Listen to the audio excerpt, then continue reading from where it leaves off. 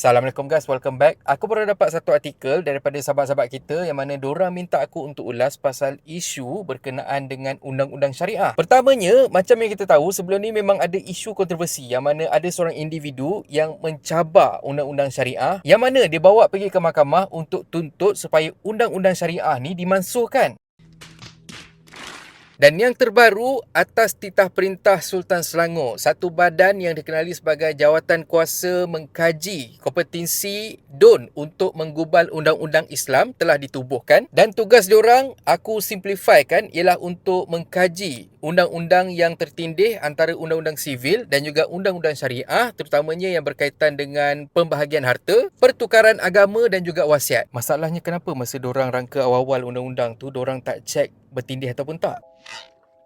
But anyway, itu satu benda yang korang kena tahu sebelum kita nak sembang pasal benda yang berkait. Dan isu yang timbul ialah bila kata ada seorang ahli politik ni yang dikenali sebagai Ngeh Korham tiba-tiba bagi cadangan yang sebenarnya sengaja menimbulkan kecaman netizen, terutamanya dari masyarakat Muslim. Ikutkan laporan media, ahli politik ni kata kerajaan disaran melantik pakar dari masyarakat bukan Islam untuk membantu jawatan kuasa khas mengkaji kompetensi DUN untuk menggubal undang-undang Islam yang ditubuhkan awal baru ni. Keyword dia Islam. Ahli Parlimen Beruas Ngeh Korham menjelaskan langkah itu bagi mengambil kira pandangan orang bukan Islam sebelum sebarang perubahan pada undang-undang dibuat. Beliau juga mengingatkan perlembagaan dibentuk dengan mengambil kira kepentingan semua golongan, maka sebarang perubahan yang memberi kesan kepada kaum dan agama mesti dibincangkan secara menyeluruh untuk mengelakkan konflik. Bangangnya dia punya statement. Dalam menghormati undang-undang syariah dengan perlembagaan, adalah penting pandangan orang bukan Islam diambil kira supaya hak dan perlindungan yang diberikan oleh perlembagaan kepada orang bukan Islam serta asas negara kita tidak terjejas. Jawatan kuasa khas ini bertanggungjawab untuk mengkaji isu-isu yang melibatkan bidang kuasa persekutuan dan negeri, khususnya berkaitan dengan kompetensi DUN mengenai pengubalan undang-undang Islam serta bidang kuasa mahkamah syariah sebagaimana yang diperuntukkan dalam perlembagaan persekutuan. Aduh, ngekor ni. Kau ni banyak sangat sungih yang kau nak mengekor kita orang Islam ni dah. Kenapa? Kau nak masuk jawatan kuasa tu buat apa? Kau nak bagi nasihat apa? Dekat mana nak letak sabdu? Dekat mana nak letak nun? Dah tua pun bodoh. Pertamanya, YB jangan risau. Lepas jawatan kuasa ni bermesyuarat, dorang akan buat laporan dan juga dorang akan minta perkenan Majlis Raja-Raja. Dan dekat situ, kita ada kuasa tertinggi yang akan meneliti dan juga menasihat jawatan kuasa ni, dan juga sebelum ada apa-apa penggubalan undang-undang, yang majlis-majlis tertinggi ni semua yang akan pergi discuss, yang akan buat keputusan. Aku rasa YB ni lagi faham sebenarnya perjalanan macam mana nak meluluskan sesuatu perkara yang melibatkan persekutuan dan sebagainya. Kedua, kalau ikutkan kefahaman aku dan juga apa yang aku brief pada korang tadi tu, jawatan kuasa ni ditubuhkan untuk mengkaji pasal undang-undang Islam. Yang awak sibuk nak join sekali tu dah kenapa? Dia sekarang ni diibaratkan macam kata korang tubuhkan jawatan kuasa untuk kaji undang-undang ataupun peraturan yang ada dekat dalam agama Buddhism supaya dapat disesuaikan dengan masyarakat ataupun dengan penganut korang. Sekali tiba-tiba ada pula kaum Muslim nak satu kerusi masuk dekat dalam tu untuk bagi pandangan dia. Kami sebagai kaum Muslim pun takkan terima dan kami akan kecam orang Muslim tu sebab kenapa nak kena sibuk hal orang lain? Betul tu.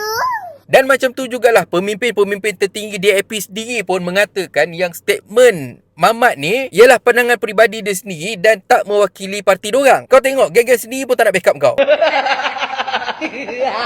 Ketiga, YB, you tak payah risau sebab ini pelaturan bukan pelaturan untuk non-Muslim. Ini pelaturan untuk kami orang Muslim saja. Secara detailnya, you dengar sini betul-betul lah. Undang-undang syariah sama ada kes mal atau jenayah adalah tidak terpakai kepada bukan Muslim selaras dengan butiran 1 senarai 2 jadual 9 Perlembagaan Persekutuan yang menyatakan bahawa Mahkamah Syariah mempunyai bidang kuasa ke atas orang-orang beragama Islam sahaja. Aku tahu, aku faham berkemungkinan besar yang YB ni kononnya nak bersuara bagi ahli-ahli dia yang beragama Islam yang join DAP. Masalahnya sekarang ni, kau parti-parti lah yang kau nak sibuk nak masuk sekali kat dalam undang-undang syariah Islam tu dah. Kenapa? Yang YB ni paranoid dan juga over sangat dah. Kenapa? Duk sibuk nak masuk dalam urusan agama kami. Lepas ni apa? Nak masuk, nak tolong luluskan pula undang-undang yang Tok Kadi boleh kahwinkan si Ali dengan si Abu. Macam tu.